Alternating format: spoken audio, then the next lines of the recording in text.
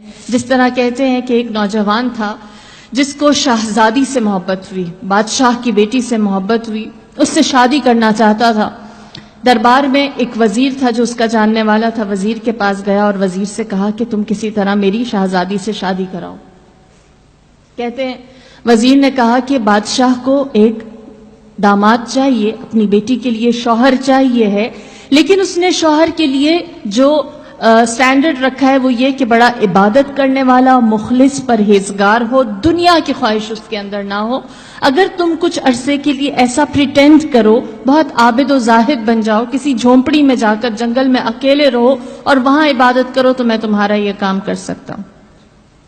اس کو یہ آئیڈیا اچھا لگا، وہ ایک جنگل میں گیا، چھوٹی سی اس نے اپنے لیے ایک ہٹ بنایا، اس میں بیٹھ کر عبادت کرنے لگا، اور جب اس نے وہاں عبادت کرنی شروع کی اس کو مزہ آنے لگا۔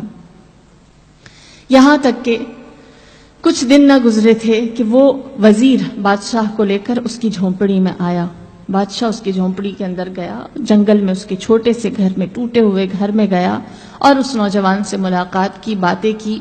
بادشاہ امپریس ہوا اور اس نے کہا اس نوجوان سے کہ مجھے تمہارا عبادت کرنا، تمہارا تقوی اچھا لگا، میں چاہتا ہوں تم کسی دن میرے پاس آ کر محل میں ملو، میں اپنی بیٹی کے لیے شوہر تلاش کر رہا ہوں اور مجھے لگتا ہے کہ تم میرے آنے والے مستقبل کے لیے ایک اچھے جمائی، ایک اچھے داماد ثابت ہو سکتے ہو۔ جب بادشاہ نے یہ کہا اس کو اپنی خواہش مل گئی۔ اس نے فوراً بادشاہ کو جواب دیا اور کہا مجھے تھوڑا سا وقت چاہیے، پھر میں آپ کو ریسپونڈ کرتا ہوں، آپ کی خدمت میں حاضر ہوتا ہوں۔ وزیر خوش ہوا، اس نے اپنا وعدہ پورا کر دیا۔ جیسے ہی بادشاہ اس جھونپڑی سے باہر نکلا ہے، پیچھے سے اس نوجوان نے اپنا ساز و سامان، اپنا بوریا بستر سمیٹا اور کسی ایسی جگہ چلا گیا جہاں اس کی کسی کو خبر نہ ہوئی، گم، لاپتہ، کسی کو علم نہ تھا وہ کہاں گیا، کیا ہوا۔ وزیر حیران ہوا کہ اس نے خواہش کی تھی، اس نے چاہا تھا اور میں بادشاہ کو ادھر لے کر گیا، پھر بھی وہ نہ ہوا۔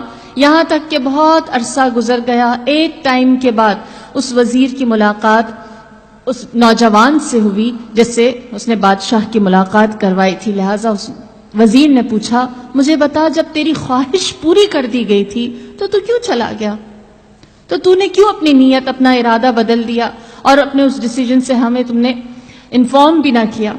اس نوجوان نے کہا جب بادشاہ میرے پاس آیا میرے اس جنگل کے چھوٹے سے جھونپڑے میں اور اس نے وہ بات کہی جو میں سننا چاہتا تھا، تو اس وقت میں نے اپنے آپ سے سوال کیا، اتنی عبادت کی تو بادشاہ چل کر تمہارے جھونپڑے میں آ گیا، ایک آرزو، ایک خواہش کے پیچھے، اگر میں اپنے رب کے لیے عبادت کروں تو کیا میرے دل میں میرا رب نہیں آ سکتا؟